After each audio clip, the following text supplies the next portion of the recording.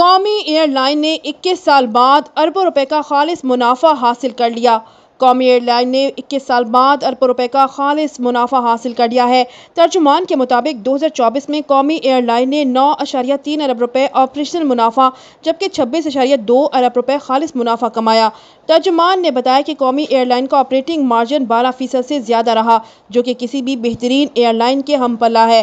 قومی air line نے آخری منافع سال 2003 میں حاصل کیا تھا۔ قومی ایئر لائن کی قابل ذکر کارکردگی پر وزیر دفاع و ہوا بازی خواجہ آصف نے کہا کہ قوم کا فخر سمجھی جانے والی ایئر لائن پر عوام نے امید کھو دی تھی۔ حکومت کے سخت اقدامات کے باعث قومی ایئر لائن میں مثبت تبدیلی ممکن ہوئی ہے۔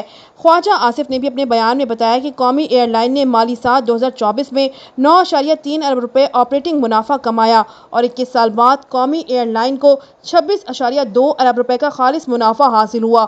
قومی ایئر لائن کی تنظیم نو، لاگت اور افرادی قوت میں معقولیت لائی گئی۔ وفاقی وزیر خواجہ آصف نے کہا کہ قومی ایئر لائن اب نجکاری کے ذریعے مالیاتی کارکردگی سے فائدہ اٹھانے کے لیے تیار ہے۔ وزیر اعظم شہباز شریف کی قیادت میں ہر جانب سے اچھی خبریں آ رہی ہیں۔